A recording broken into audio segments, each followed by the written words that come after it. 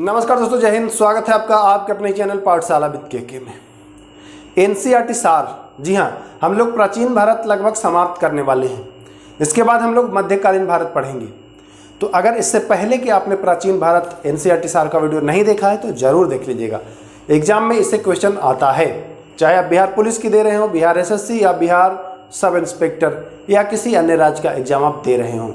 ऐसा नहीं है कि केवल और बिहार एसएससी और बिहार पुलिस से दे रहे हैं तभी ये सही है। आप किसी भी एग्जाम में बैठे हैं तो इससे क्वेश्चन आता ही आता है ना। तो बिना वक्त गवाए हुए मैं शुरू करता हूँ। चलिए, पहला प्रश्न। हाँ, अगर इसका पीडीएफ चाहिए तो पीडीएफ के लिए मैं बताऊंगा कैसे पीडीएफ मिलता है, अगर जो पुराने हैं उनको पता होगा। चलिए, पहला प्रश्न। हिंदू विधि की एक प्रसिद्ध पुस्तक दाय भाग के रचयिता, सीधा सा प्रश्न है, दाय भाग के रचयिता कौन है? तो दाय भाग के जो रचयिता हैं वह है जीमूतवाहन। कौन? जीमूतवाहन दाय भाग के रचयिता। ओके, चलिए दूसरा। मेरुतुंग द्वारा रचित प्रबंध चिंतामणि में किस शासकों का वर्णन है? फिर से समझिए, मेरुतुंग द्वारा रचित, किसके द्वारा रचित? मेरुतुंग द्वारा रचित। क्या प्रबंध चिंतामणि में किस शासक का वर्णन है? तो गुजरात के शासकों का वर्णन है। ओके, चलिए तीसरा।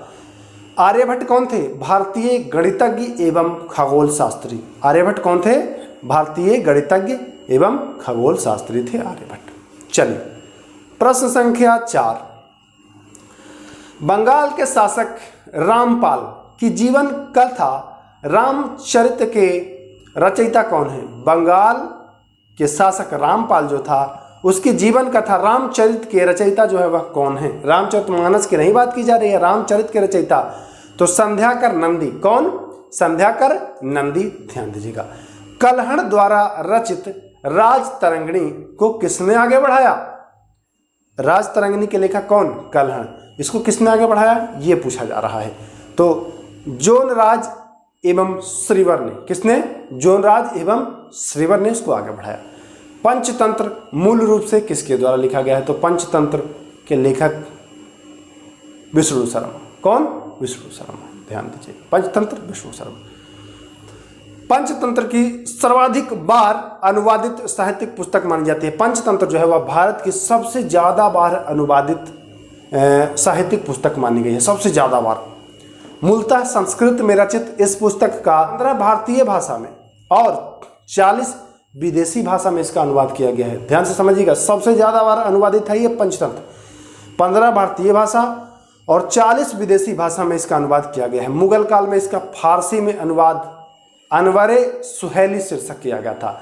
इसका फारसी में अनुवाद अनवर ए सुहेली नाम से किया गया था मुगल काल में। ध्यान दीजिएगा, बहुत बढ़िया, शानदार, जबरदस्त प्रश्न है। 7 नंबर प्रश्न।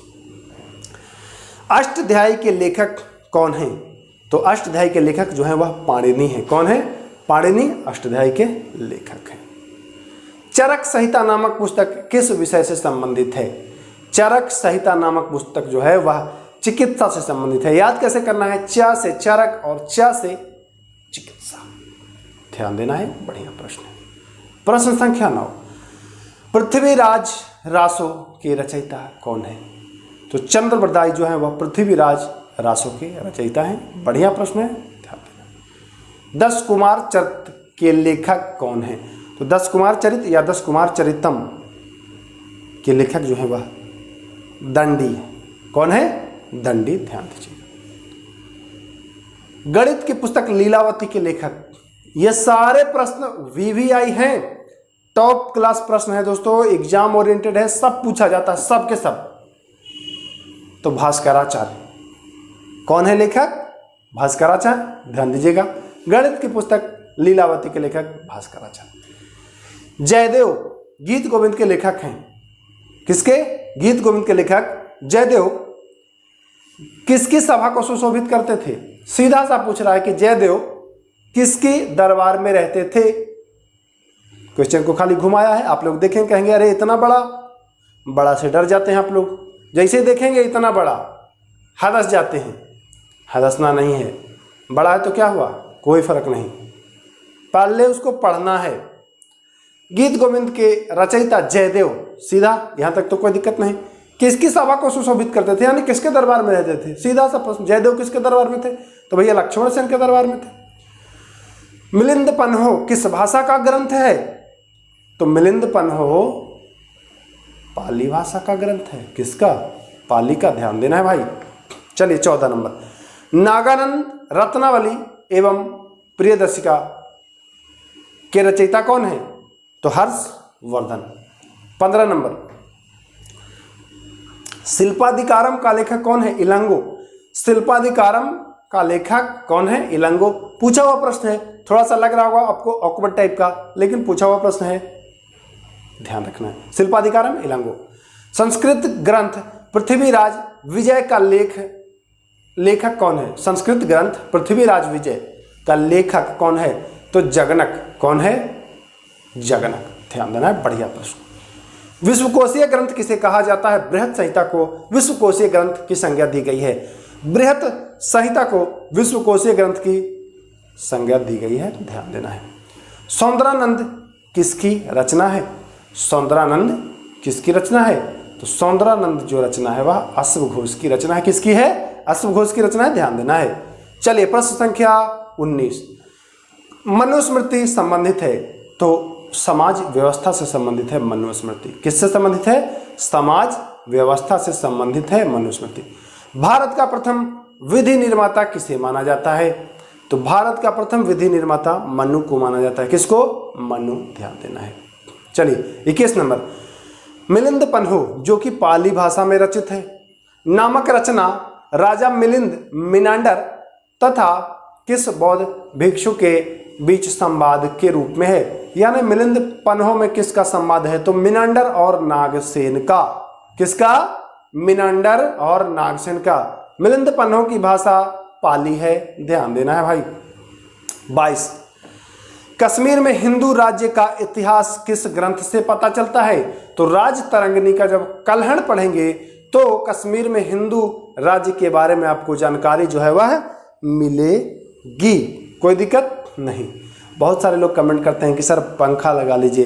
पंखा तो कभी कभी चला लेते हैं, किसी वीडियो में आपको पता चलता होगा तो कितना शोर होता है, तो वो भी सही नहीं है। अब चलिए 15-20 मिनट गर्मी ही सही, कोई दिक्कत नहीं है। कम से कम आप लोग का भला हो, इतना हमारा मकसद है। गाथा सप्तशती नामक मुक्तक काव्य की रचना किसने की? गाथा सप्तशती नामक मुक्तक काव्य की रचना हाल ने की। किसने की? हाल ने की है। ध्यान दीजिए। बीज गणित के क्षेत्र में अपने योगदान के लिए जाने जाते हैं, तो बीज गणित के क्षेत्र में अपने योगदान के लिए जाने जाते हैं भास्कराचार्य। ये वही भास्कराचार्य हैं जो अभी आपने पढ़ा, लीलावती गणित की पुस्तक है और उसके लेखक भास्कराचार्य। क्वेश्चन पूछा था कि लीलावती का संबंध किससे है? दे देगा गणित, नृत्य, कला, फला। आप क्या लगाएंगे? लीलावती है, नृत्यांगना ही होगी, डूब जाएंगे। गणित भास्कराचार्य की है। ध्यान देना है। 25 नंबर, अब कुछ रचनाकार हैं और उनकी कृतियां, हम पहले उनका नाम बताएंगे जो रचने वाले हैं और फिर उन्होंने क्या क्या लिखा ये बताएंगे। यहाँ से प्रश्न बहुत ही बारीकी से बनता है। किताब का नाम पूछ देगा, उनके रचना का नाम पूछ देगा, अब बोलेगा कि किसकी रचना है, तो ध्यान देना है। रचनाकार में देखिए कालिदास जो हैं उन्होंने क्या क्या रचा है, तो मालविक गणिमित्रम, मित्रम या मित्र दोनों एक ही है। अभिज्ञान शकुंतलम कालिदास, मालविक गणिमित्र कालिदास, मेघदूतम कालिदास, ऋतुसंहारम कालिदास, कुमार संभवम कालिदास, रघुवंशम कालिदास, विक्रमोर्वशीयम कालिदास। फिर से देखिए, अभिज्ञान शकुंतलम कालिदास, मालविक गणिमित्रम कालिदास, मेघदूतम कालिदास, ऋतुसंहारम कालिदास और रघुवंशम कालिदास, कुमार संभवम कालिदास, विक्रमोर्वशीयम कालिदास। ये कालिदास की कृत है। विशाखा दत्त की देवी चंद्रगुप्तम मुद्रा राक्षस, मुद्रा राक्षस जो है यह बहुत चर्चित है, बहुत बार पूछा गया है। मुद्रा राक्षस के रचयिता तो विशाखा दत्त। दंडी, दश कुमार चरित्र जो है यह दंडी की सबसे प्रसिद्ध कृति है और बहुत बार पूछा जाता है। वैसे काव्य दर्शन भी इनकी कृति है दंडी की, तो दोनों ध्यान रखना है। सिद्धसेन, सिद्धसेन की कृति है न्यायावतार, तो ध्यान देना है।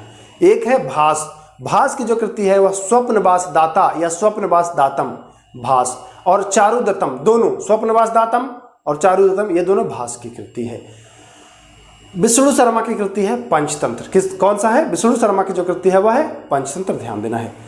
चरक संहिता किसकी कृति है? चरक की। ब्रह्म सिद्धांत किसकी कृति है? तो आर्यभट्ट। शुद्धिमक किसकी कृति है? तो बुद्ध घोष की कृति है। योगाचार किसकी कृति है? तो योगाचार असंग की कृति है। उरुभंग किसकी कृति है? तो ये भी भास की कृति है। और किराता जो नियम किसकी कृति है? तो इसके लेखक जो है वो भारवी हैं। अमरकोश, तो इसके लेखक अमर सिंह हैं। रावणवध वत्स भट्टी, रावणवध के लेखक वत्स भट्टी, ध्यान दीजिएगा। और चंद्र व्याकरण, तो चंद्र व्याकरण के जो रचयिता हैं वह हैं चंद्र गोमिन। कौन है? चंद्र गोमिन। बृहत संहिता और पंच सिद्धांतिका, ये दोनों के जो रचयिता है वह बाराहमिहिर हैं। कौन है? बाराहमिहिर। बृहत संहिता और पंच सिद्धांतिका बाराहमिहिर। आर्यभट्टियम, आपको पता है कि आर्यभट्ट। मृच्छकटिकम जो है वह सूत्रक। तो इतने ही प्रश्न थे जो कि एनसीईआरटी सार में थे और इम्पोर्टेंट थे, है ना। मैं उम्मीद करता हूं कि आज का क्लास छोटा है, लेकिन देखिए टॉपिक भले ही छोटा है लेकिन कंटेंट में दम है और यहाँ से प्रश्न सीधे एग्जाम में बनते हैं। तो बिल्कुल घबराना नहीं है, देखिए एंजॉय करिए। इसका पीडीएफ चाहिए तो हमारे टेलीग्राम से ले सकते हैं। फिर मिलेंगे, नमस्कार, जय हिंद।